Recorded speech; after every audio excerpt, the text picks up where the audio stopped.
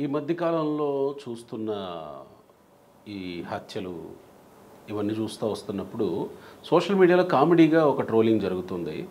మగాళ్ళు అసలు పెళ్ళిళ్ళు చేసుకోవాలా వద్దా అనేది. సరే, అదేదో మనం కామెడీగా మాట్లాడుకుంటాం. కానీ పెళ్లి చేసుకునేటప్పుడు ఇప్పుడున్న పరిస్థితులను బట్టి, జరుగుతున్న పరిస్థితుల దృష్ట్యా అమ్మాయి వైపు నుంచి ఏం తెలుసుకోవాలి, అలాగే అబ్బాయి వైపు నుంచి కూడా ఏం తెలుసుకొని పెళ్లి చేసుకుంటే వాళ్ళిద్దరూ సక్రమంగా లైఫ్ని లీడ్ చేసే అవకాశం ఉంది అనేది ఇప్పుడు అతిపెద్ద ప్రశ్న అయ్యిందనమాట.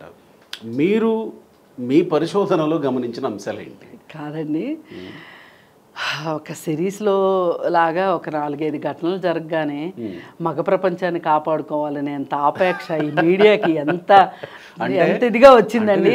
లేదు లేదు లేదు అయినా సరే అండి, ఇది అనాదిగా ఆడవాళ్ళ మీద జరుగుతుంటే ఏ ఒక్కరూ మాట్లాడింది లేదు, పెద్దగా సెన్సిటైజ్ చెయ్యాలని కూడా అనుకోలేదు, అవగాహన కలిగించాలనుకోలేదు. కానీ ఇప్పుడు ఒక 4-5 జరగగానే అబ్బాయిలకి పెళ్లిళ్ళు చేసుకోవడానికి భయం వేస్తుందంట. ఎంత అన్యాయం అండి ఇది. లేదండి, లేదు లేదు. ఎప్పుడు నేను ఇన్నాళ్లలో నేను దాదాపు 15 సంవత్సరాల నుంచి నేను మీడియాలో ఉన్నాను. నేను ఏ రోజు కూడా అమ్మాయిల పరిస్థితులు ఇలా అయిపోతున్నాయి, ఇట్లాంటి పరిస్థితుల్లో అబ్బాయిల దగ్గర నుంచి ఏ జాగ్రత్తలు తీసుకోవాలి, అబ్బాయిల్ని అంటే ఇప్పుడు మీరు అడిగిన ప్రశ్న ఏదైతే అబ్బాయిలను కాపాడుకోవడానికి అమ్మాయిల నుంచి ఎట్లా రక్షించుకోవాలి అనే విషయం ఎవ్వరూ మాట్లాడలేదండి. బహుశా కనీసం పోనీలేండి, ఏదైతేనే మొదలైంది కదా. అయితే నేనేమంటున్నానంటే, పెళ్ళి అనేది ఇద్దరు అమ్మాయిలు చేసుకుంటున్నారు, ఈ మధ్యకాలంలో 2 అబ్బాయిలు చేసుకుంటున్నారు.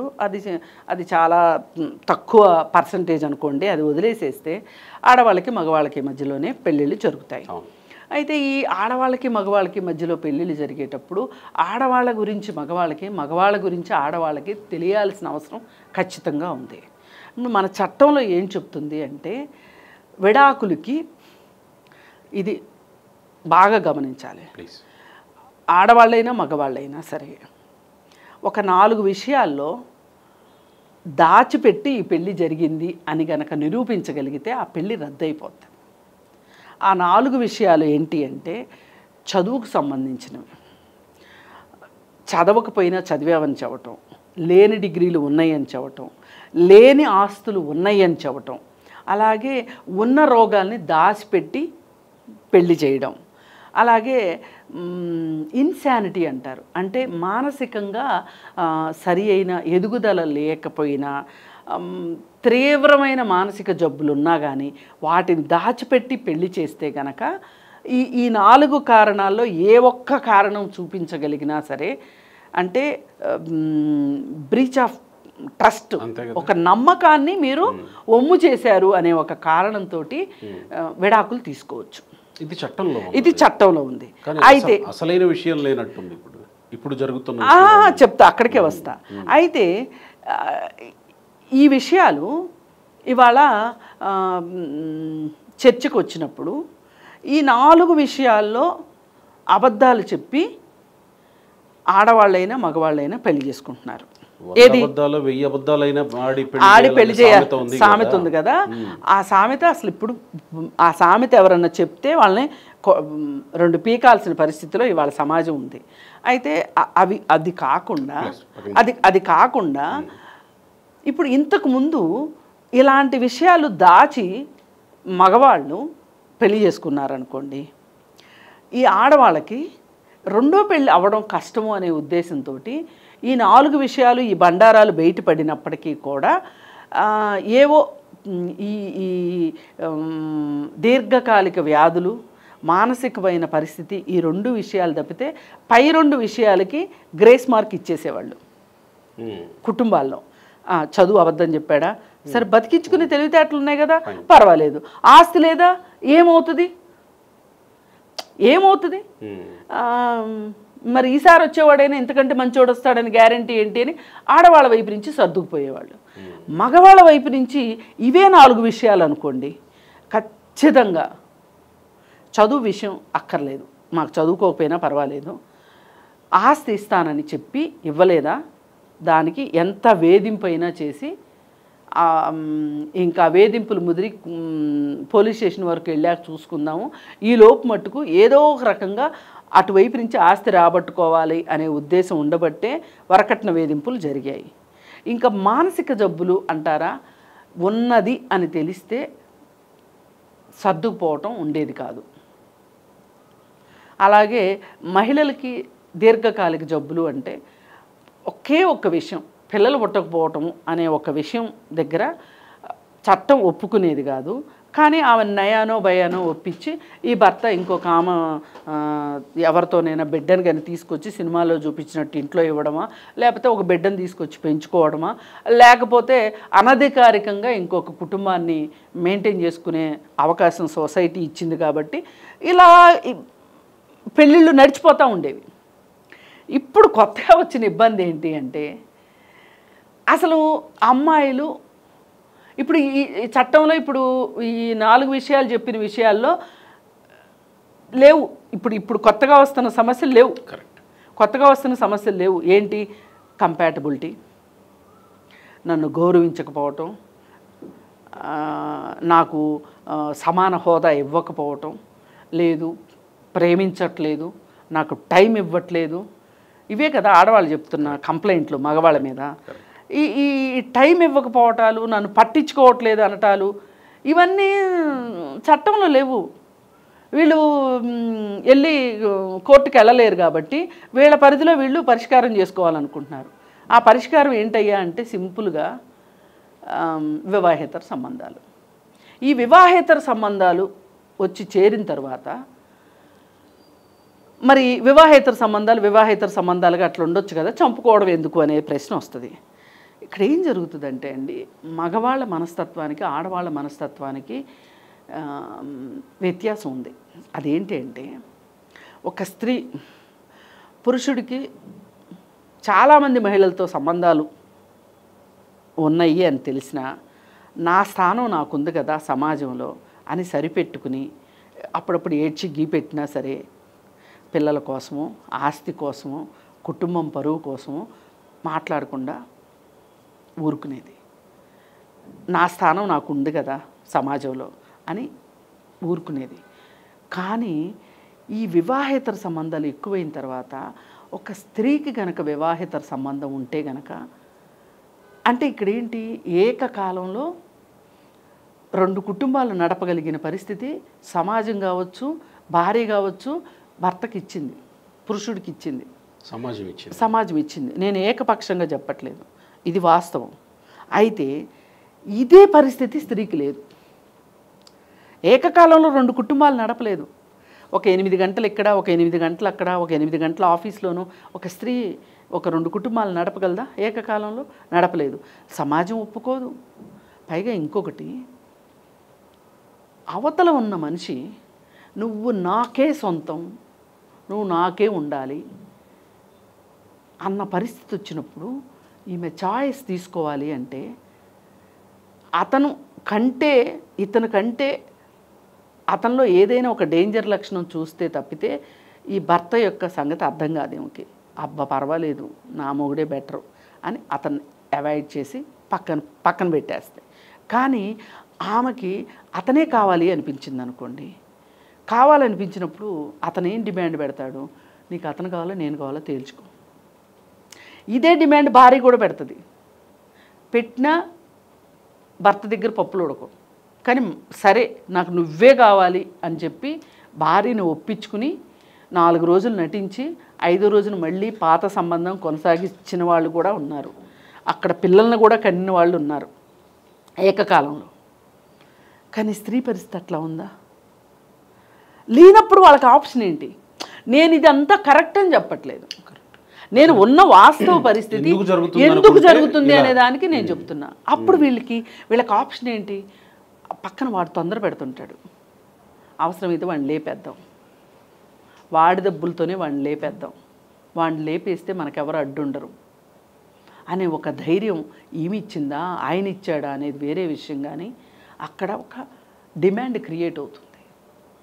ఆ డిమాండ్ క్రియేట్ అయిన దానికి ప్రతిఫలమే ఈ హత్యలు. అంటే ఇది వివాహం అయిన తర్వాత వివాహేతర సంబంధాలకు సంబంధించింది.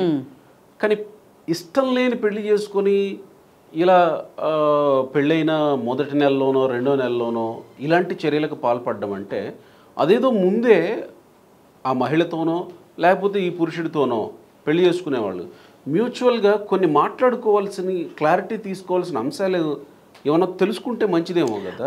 అందుకే దీనికి ఉన్న అత్యుత్తమ మార్గం ఏంటంటే ప్రీ మ్యారిటల్ కౌన్సిలింగ్.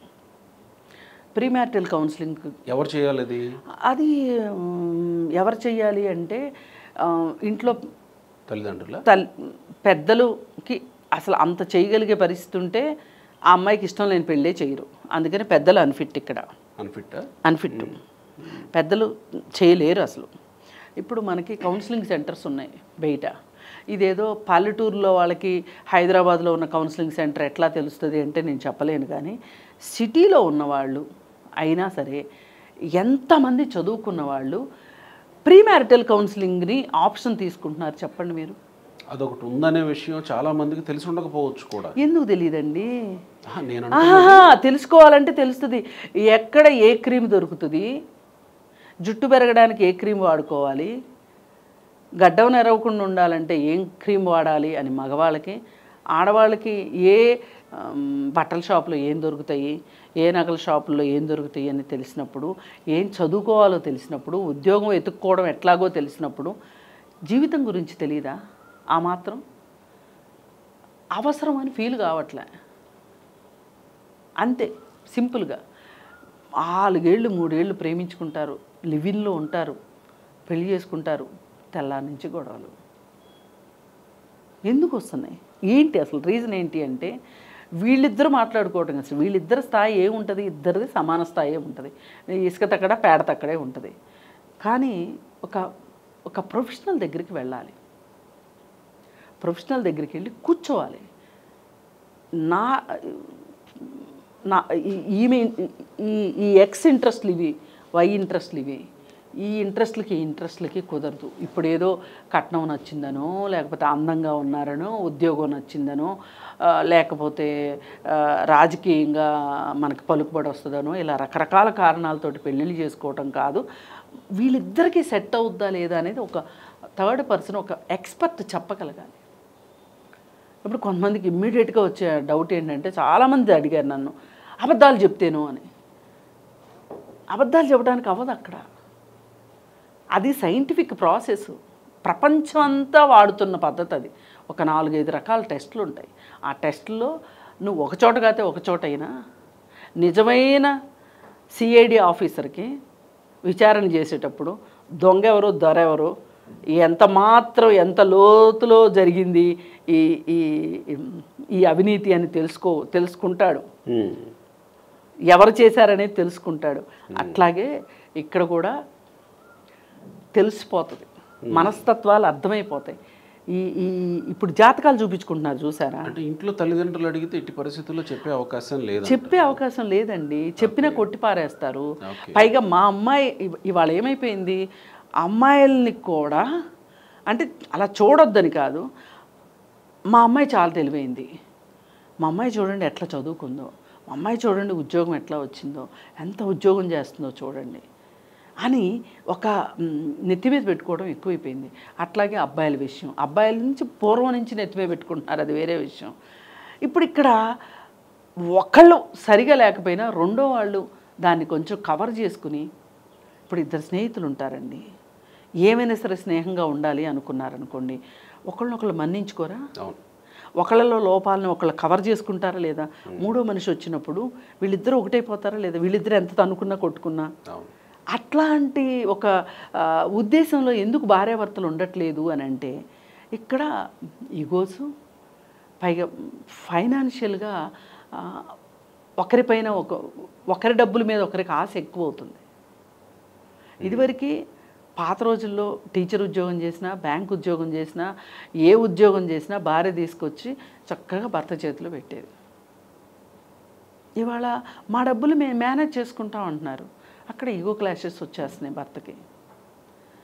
అలా కాకుండా మన ఇద్దరిది ఒక చోట తెచ్చి పెడదాము అనే ఆలోచన చెయ్యట్లా. భర్త. అంటే ఒక డెమోక్రటిక్గా రిలేషన్షిప్ ఉండాలి అని అనుకోవట్లే. అంటే మీరన్న కౌన్సిలింగ్ సెంటర్స్కి వెళ్ళి, అంటే ఇద్దరు అబ్బాయి అమ్మాయి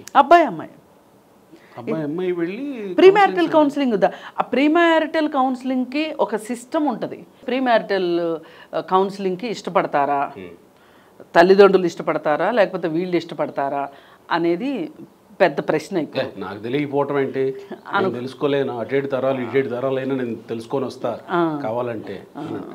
అయితే దానికి మరి మనం ప్రీ వెడ్డింగ్ షూట్స్ చేసుకునేంత కల్చర్ మనకు పెరిగిపోయిన తర్వాత మరి ఆల్రెడీ మానసిక నిపుణులు కావచ్చు లేకపోతే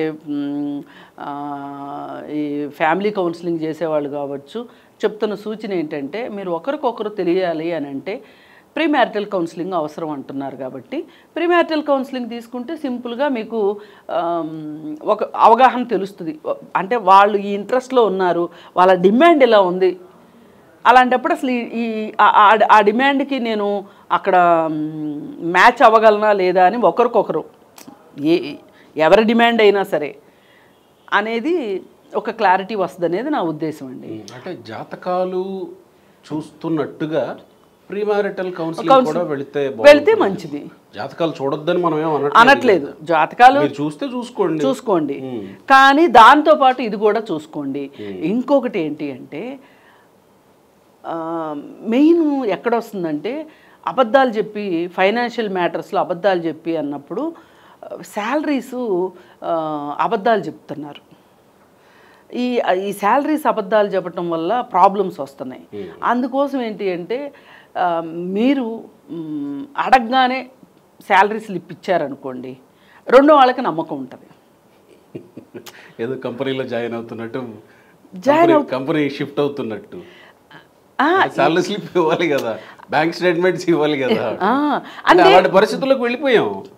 నమ్మని పరిస్థితి వచ్చేసింది కదా. ఈ నమ్మని పరిస్థితి వచ్చినప్పుడు మనం పరిస్థితులకు తగ్గట్లుగానే ఉండాలి. ఇప్పుడు రోమ్లో రోమన్లాగా ఉండమన్నారు. అట్లా ఈ మారిన పరిస్థితులకు అనుగుణంగా మనం కూడా అప్డేట్ అయ్యామనుకోండి. ఇప్పుడు అప్డేటెడ్ వర్షన్ సెల్ ఫోన్ కొనుక్కోవడానికి ఇష్టపడుతున్నప్పుడు మన జీవితంలో వచ్చే మార్పుల ప్రకారం మనం కూడా మన జీవితం కోసం మన కోసం అట్లీస్ట్ రెండో వాళ్ళ కోసం కాకపోయినా మార్చుకోవడం తప్పులేదు. ఇప్పుడు ఐఫోన్ 17 కోసం ఎదురు చూస్తున్నారు.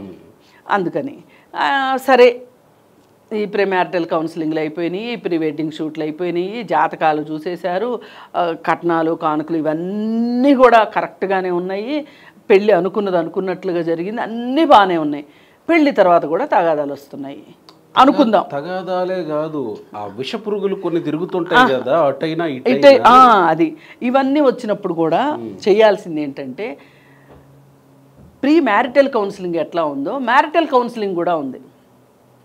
ఈ మ్యారిటల్ కౌన్సిలింగ్కి వెళితే అప్పుడు సమస్య చాలా వరకు పరిష్కారం అవుతుంది. అక్కడ కూడా సమస్య పరిష్కారం అవ్వలేదు అనుకోండి, చక్కగా ఫైనాన్షియల్ కమిట్మెంట్స్ ఏమున్నాయో వీళ్ళు వాళ్ళకి ఇచ్చినవి కానీ వాళ్ళు వీళ్ళకి ఇచ్చినవి కానీ అవన్నీ ఎవరి వాళ్ళు చేసేసుకుని చాలా మనశ్శాంతిగా మ్యూచువల్ అండర్స్టాండింగ్ తోటి మ్యూచువల్ డివోర్స్కి వెళ్ళిపోయారనుకోండి, చాలా బాగుంటుంది.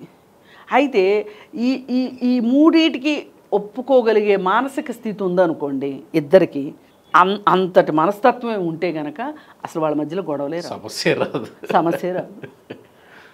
అంటే దీని అర్థం ఏంటి, కుటుంబంలో ఒక డెమోక్రటిక్ విధానం ఉంది అని అర్థం. అప్పుడు డెమోక్రటిక్ విధానం ఉన్నప్పుడు హింస చాలా తక్కువ ఉంటుంది.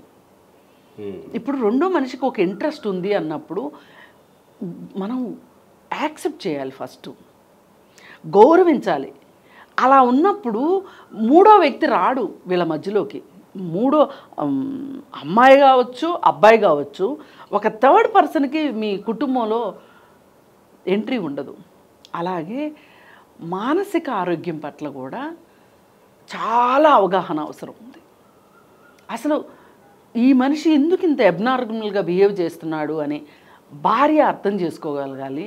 అలాగే ఏంటి నా వైఫ్ ఇంత అబ్నార్మల్గా ఉంది అనే ఆ అబ్నార్మాలిటీని అర్థం చేసుకోగలిగిన పరిస్థితి భర్తకు ఉండాలి. ఇది ఉన్నప్పుడు వీళ్ళకి ఎంతో కొంత అర్థమవుతారు రెండో వాళ్ళు. అర్థమైనప్పుడు దానికి తగ్గ డాక్టర్స్ దగ్గరికి వెళ్ళటం. ఇవాళ చాలా చాలా సమస్యలు, మానసిక ఆరోగ్యం చుట్టూనే చాలా సమస్యలు వస్తున్నాయి. అయితే అంతగా రెండో వాళ్ళని గురించి మనకు అర్థం కావాలంటే టైం పెట్టాలి, క్వాలిటీ టైం ఇవ్వాలి. ఇవాళ పిల్లలకి క్వాలిటీ టైము అని మొత్తుకుంటున్నారు కదా. అసలు పిల్లలకి క్వాలిటీ టైం ఇచ్చేదానికంటే బిఫోరు వీళ్ళు తల్లిదండ్రులు అవ్వటానికంటే ముందు భార్యాభర్తలు వీళ్ళు ఒకరికొకళ్ళు క్వాలిటీ టైం ఇచ్చుకున్నారనుకోండి, అసలు ఇంక ప్రాబ్లం ఎందుకు ఉంటుంది? అయినప్పటికీ ప్రాబ్లం వచ్చిందనుకోండి, విడిపోవటం మంచిది. మనకి పెళ్ళి పక్కనే విడాకులు కూడా ఉంది ఆప్షను. అంతేగాని అక్కడే ఉండి కొట్టుకుని వీళ్ళు మూడో వ్యక్తిని తీసుకొచ్చో వీళ్ళ ద్వారా చంపించుకుని ఇంత కంగాళీ చేసుకునే బదులు, అది నేను ఇంకొకటి కూడా ఓపెన్గా చెప్పదలుచుకున్నానండి. ఇప్పుడు 100 పెళ్ళిళ్ళు జరిగినాయి అనుకోండి, ఎంతమంది చచ్చిపోతున్నారు? పెళ్ళంటే భయపడిపోవటానికి జనాలు, ఆడవాళ్ళైనా మగవాళ్ళైనా, చాలా తక్కువ పర్సంటేజ్. మిగతా వాళ్ళు ఇష్టం 100లో 1 కూడా జరగకపోవచ్చు, 100లో 1 కూడా జరగదు. అందుకని అభద్రతా భావానికి గురి కావాల్సిన అవసరం లేదు. పెళ్ళికి ముందే బాయ్ ఫ్రెండ్ ఉన్నాడేమో, పెళ్ళికి ముందే గర్ల్ ఫ్రెండ్ ఉన్నారేమో అనే ఒక అనుమానపు పురుగు తొలవకుండా ఉండటమే కరెక్టు.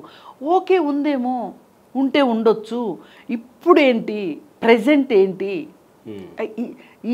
ఈ మానసిక స్థితి ఉండాలి. ఇది ఆరోగ్యకరమైన మనస్తత్వం యొక్క లక్షణం ఇది. అంతేగాని బ్లేమ్ చేసుకుంటూ వెనక్కి వెళ్ళటం, ఇవన్నీ అనారోగ్య లక్షణాలు. నా బాధకి రెండో వాళ్ళే కారణము అనే మనస్తత్వం ఎప్పుడు కూడా వాళ్ళ పక్కన ఉన్న వాళ్ళని హ్యాపీగా ఉండనివ్వదు. ఒకవేళ బాయ్ ఫ్రెండ్ ఉన్నాడేమో లేదా గర్ల్ ఫ్రెండ్ ఉన్నాడేమో అనే ఆలోచన ఉంటే ఈ ప్రపంచంలో పెళ్ళిళ్ళు జరుగుతాయా? ఇంకా పెళ్ళికి ముందే నీకు బాయ్ ఫ్రెండ్ ఉన్నాడు లేదా అంటే అసలు ఇదివరకు టాప్ కాదండి. విషయం ఏంటంటే ఇది కొంచెం ఎక్స్ట్రీమ్ ప్రశ్నే, ఎక్స్ట్రీమ్ లెవెల్. ఇప్పుడు చాలా మంది మనసులో ఉన్న మాట అదే. ఇప్పుడు కొంతమంది పైకి చెప్తున్నారు, కొంతమంది పైకి చెప్పట్లేదు. ఇప్పుడు ఈ ఆడపిల్లలు సిటీలో ఉద్యోగాలు చేస్తున్నారు, ఒక్కళ్ళే ఉంటున్నారు, హాస్టల్స్లో ఉంటున్నారు, లేదు పెళ్ళికి ముందు ఎంఎస్లు చేయడానికి అమెరికా వెళ్తున్నారు, అక్కడ బాయ్ ఫ్రెండ్స్ ఉంటున్నారేమో, ఇక్కడ బాయ్ ఫ్రెండ్స్, ఇలా నానా రకాలుగా మాట్లాడుతున్నారు. మీరు నానా రకాలుగా ఊహించుకుంటున్నారు అంటేనే మీరు ఎక్కడో ఒక సూప్లోకి వెళ్ళిపోతున్నట్లు లెక్క, సూప్లో పడిపోతున్నట్లు లెక్క. అలా ఆలోచించొద్దు. ఇవాళ పెళ్ళికి ముందు స్నేహాలు చాలా సర్వసాధారణంగా ఉన్నాయి. వాటిని పట్టుకుని లాగి పీకి చెయ్యొద్దు. ఈరోజు పెళ్లి చేసుకుంటున్నాం మనం, ఈరోజు ఏంటి, ఈ సినిమాల్లో ఇట్లాంటి విషయాల్లో కూడా మార్పు రావాల్సిన అవసరం ఉంది. ఈ తరహాలో ఆలోచించే విధంగా సినిమాలు కూడా రావాలి. అలా కాకుండా ఎంతసేపు ఒక అమ్మాయికి 4 బాయ్ ఫ్రెండ్స్ ఉంటున్నారు. ఇప్పుడు ఛానల్స్లో కూడా కొంతమంది మాట్లాడుతున్నారు, సినిమాకి తీసుకెళ్ళడానికి ఒక బాయ్ ఫ్రెండు, బట్టలు కొనడానికి ఒక బాయ్ ఫ్రెండు, పాకెట్ మనీకి ఒక బాయ్ ఫ్రెండు. ఎంతమంది ఇలా మెయింటైన్ చేస్తారు చెప్పండి? అంత బకరాలే ఉన్నారా దేశంలో? అబ్బాయిలు అంత బకరాలా? నాకు తెలిసి చాలా స్టోరీలు, నా దగ్గరకు వచ్చిన స్టోరీలు, హాస్టల్స్లో ఉండే అమ్మాయిలు ఏటీఎం కార్డులు కూడా తీసుకొని ఆ ఏటీఎం కార్డుల మీద అంటే వాళ్ళ కార్డుల మీద వీళ్ళు బండ్లు కొనుక్కొని వాళ్ళని కొంచెం బండ్ల మీద తిప్పుతున్నట్టు చూపిస్తూ పొద్దున పూట ఒక అమ్మాయికి టైం ఇచ్చి ఈవినింగ్ ఒక అమ్మాయికి టైం ఇచ్చి అబ్బాయిలు కూడా తెలుసు నాకు కంప్లైంట్లు. అందుకని మనము ఇవాళ ఒక సున్నితమైన పరిస్థితిలో ఉన్నాం. ఒకళ్ళు గిచ్చుకొని రక్కునే కన్నా మనకు మనం ఎట్లా ప్రశాంతంగా ఉండాలి, ఎలా ఒక కుటుంబంగా ఉండాలి అనుకుంటే, కుటుంబం ఫ్యామిలీ ఇంపార్టెంట్ అండి. మీరు ఎన్నన్నా చెప్పండి, family is the most oldest system. దానికి మనం ఈ రోజుకి అది సర్వే అవుతుంది కదా. Oldest and finest system, durable system, అవసరమైన సిస్టమ్ అది. అందుకని దీన్ని కాపాడుకోవాలి అంటే ఇదివరకు అంతా ఏమనేవాళ్ళు, భార్య ఓర్చుకోవాలి అని భారం అంతా భార్య మీద వేసేవాళ్ళు. కాదు, ఇద్దరికీ ఉండాలి, అది భార్యాభర్త ఇద్దరికీ ఉండాలి. ఇప్పుడు ఇద్దరూ సంపాదించే పరిస్థితిలోకి వస్తున్నారు. ఈ ఆధునిక కాలంలో భార్యలు ఉద్యోగాలు చేస్తున్నారు. అంటే పాతకాలంలో ఆడవాళ్ళు ఏం పనులు చేయలేదని కదా, వాళ్ళు చాలా కంట్రిబ్యూట్ చేశారు. వ్యవసాయ కుటుంబాల్లో మగవాళ్ళకి ఎంత పని ఉంటుందో ఆడవాళ్ళకి కూడా అంత పని ఉండేది. హౌస్ వైఫ్లు మట్టుకేమో తక్కువ. ఇవాళ పూర్తి హౌస్ వైఫ్లుగా ఉండేవాళ్ళు చాలా తక్కువ మంది. ఏదో పిల్లల పెంపకానికో ఇంకో దానికో ఉంటున్నారు తప్పితే ఏదో పని చేస్తూనే ఉన్నారు. అందుకని ఏంటి అంటే అలాంటప్పుడు ఈ వివాహ వ్యవస్థను, కుటుంబ వ్యవస్థను బతికించుకోవాలి అంటే ఇద్దరు కంట్రిబ్యూషన్ అవసరం. ఇక్కడ ఫైనల్గా ఈ ఫోన్ మనం ముందు మాట్లాడుకున్నట్టు వద్దన్నా వచ్చి మీద పడుతుంది కదా కంటెంట్, దాన్ని ఎట్లా నివారించడం? ఇప్పుడు కాదండి, మనకి ఒక స్వీయ నియంత్రణ అవసరం. మనకు ఒక అవగాహన వచ్చిందనుకోండి, మనం ఎట్లా కంట్రోల్ చేసుకుంటాం. ఇప్పుడు షుగర్ వచ్చిన వాళ్ళు ఇన్సులిన్ టాబ్లెట్లు వేసుకుంటారు, స్వీట్లు తినకుండా ఉంటారు. షుగర్ వచ్చినా స్వీట్లు తినేవాళ్ళు కూడా ఉంటారు. సరే, వాళ్ళు చావటానికి సిద్ధమవుతున్నారు, ఓకే. కానీ జాగ్రత్తలు తీసుకునే వాళ్ళు ఎంతమంది, లైఫ్ స్టైల్ చేంజ్ చేసుకునే వాళ్ళు ఎంతమంది? అలాంటి పరిస్థితి వచ్చింది వాళ్ళ మనకి. అందుకని ఎవరికి వాళ్ళు ఒక స్వీయ నియంత్రణ పెట్టుకోవాలి. నేను ఫోన్ని దేనికి వాడుతున్నాను, పర్పస్ఫుల్ వర్క్, ప్రొఫెషనల్ వర్క్, ఆ రెండింటి దగ్గర మనము స్టాండ్ అయ్యామనుకోండి, ఫోన్ను పిచ్చి ఆటికి ఫోన్లో 1,00,000 ఉన్నాయండి చూడాలనుకుంటే. టైం వేస్ట్ చేసుకోవాలంటే తినకుండా నిద్రపోకుండా కూడా ఫోన్తో కాలక్షేపం చేయొచ్చు. మీరు అంటున్నారు కదా వద్దనుకున్నా వచ్చి పడే కంటెంట్ ఉందని. ఎస్, కరెక్టే, కంటెంట్ వస్తుంది, తప్పించుకోవాలి. కానీ మనము మేదేసుకుని కాకుండా మన పిల్లలకు కూడా అలవాటు చేస్తున్నాం. అది ప్రాబ్లం. ఇప్పుడు ఇక్కడ వచ్చిన సమస్య అదే. ఇప్పుడు ఇన్స్టాగ్రామ్ ప్రేమే కదా, కరెక్ట్ అయినప్పుడు ఆ అమ్మాయికి అసలు 8th క్లాస్ పిల్లకి 8th class 9th class 10th క్లాసులో అసలు ఇన్స్టాగ్రామ్కి ఎట్లా ఆ పిల్ల అలవాటు పడింది అంటే అంత స్మార్ట్ ఫోన్ ఆ పిల్ల పక్కనే ఉంటేనే కదా జరిగేది, లేకపోతే తల్లి ఫోన్ తీసుకుంటేనే కదా జరిగేది. ఇది అంటే ఆ ఇంట్లో 2 ఫోన్లు ఉన్నాయా? ఉంటాయి, ఖచ్చితంగా ఉంటున్నాయి. అదే కదా, అందే నేను ఇందాక చెప్పింది అదే. ఒక్క ఫోన్ ఉంటే చాలు, స్మార్ట్ ఫోను అవసరం, కుటుంబ అవసరాలకి అవసరం ఉంది అనుకుంటే. ఇప్పుడు ప్రతిదీ ఫోన్కి లింక్ అయి ఉంటుంది కాబట్టి ఒక ఫోన్ ఉండొచ్చు. మనం అనవసరమైన దాన్ని మనం మోస్తున్నాం, క్యారీ చేస్తున్నాం. అది పోని అది ఒక బరువులాగా ఉంటే అది వేరే విషయం. కంగారు బిడ్డను మోసినట్టు ఫోన్ మోస్తున్నామన్నా అంతవరకు పర్వాలా. కానీ అది మనం తినేస్తుంది, మన టైం తింటుంది, మన మనశ్శాంతిని తింటుంది, మన మానసిక ఆరోగ్యం మీద దెబ్బ తగులుతుంది. నిద్రపోవట్లేదు, ఏం తింటున్నామో తెలియదు, మనం తినేటప్పుడు టేస్ట్ తెలియదు. అందుకే ఫోన్ని ఇవాళ దాన్ని ఎంతవరకు ఉంచాలి అంతవరకు అనేది మటుకు ఆ నియంత్రణ, ఇది ప్రభుత్వం కూడా ఈ విషయం మీద అవగాహన తీసుకురావాలి. భలేవాళ్ళు మేడం మీరు. ప్రభుత్వాలే ఇంకా ఇంటర్నెట్ మీకు ఎంత కావాలో తీసుకోండి, ఇంటర్నెట్ ఫ్రీగా ఇచ్చే పరిస్థితికి. అందుకే నాకు ఇట్లాంటి జరిగినప్పుడల్లా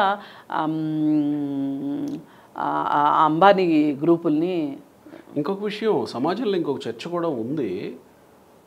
దేశంలో ఉన్న నాయకులు, ప్రభుత్వాలు యువతని ఒక రకమైన ఎడిక్షన్లో పెట్టేసి వాళ్ళ పనులు వాళ్ళు చేసుకుంటున్నారన్న చర్చ కూడా ఉంది సమాజంలో. ఇది 100కి 100% ఈ సోషల్ మీడియా ఉంటేనే మనము మన అభిప్రాయాలను వాళ్ళ దగ్గరికి చేర్చగలుగుతాం. ఇవాళ ఒక వాట్సాప్ యూనివర్సిటీ అని మాట వచ్చింది.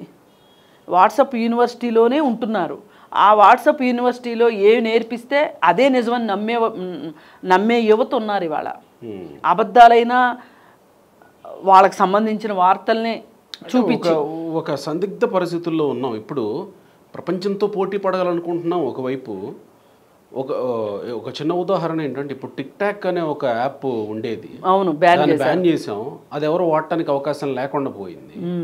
పోనీ ఇంకేమన్నా ఇలాంటి వాటిని ఇలా కనెక్ట్ చేసేటువంటి యాప్లని బ్యాన్ చేయాలా?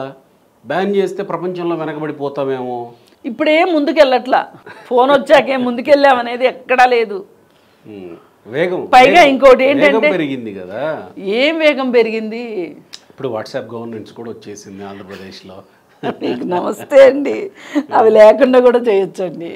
సరే, అది గవర్నమెంట్ పాలసీస్, అది వేరే విషయం. నేనేమంటున్నానంటే వేగం పెరిగింది, సమయం తగ్గింది, దూరం తగ్గింది, ఇవన్నీ ఉన్నాయి కదా. వీటిని సౌకర్యాలుగా భావిస్తున్న ప్రజలు వదులుకోవడానికి సిద్ధపడరు కదా.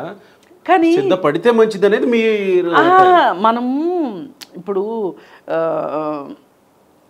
క్రైమ్ మొత్తానికి మూల బిందువు అవుతుంది కదా. అలాంటప్పుడు మనం క్రైమ్ని ఎందుకు మనం ఆహ్వానించాలి మన జీవితాల్లోకి అనేది ప్రశ్న. అందుకని ఇప్పుడు నిజంగా పర్పస్ఫుల్ యూటిలిటీ ఉందనుకోండి, వద్దని ఎవరంటారు చెప్పండి? కరెక్ట్, ఎవరు అనరు కదా. కరెక్ట్. అది మనము ఇప్పుడు చాకు ఉందండి, కూరగాయలు కోస్తాము, మెడలు కోస్తాము. దేనికి కోస్తామనేది ఆ వివేకం ఉండాలా. అది ఉన్నప్పుడు పర్వాలేదు. Thank you.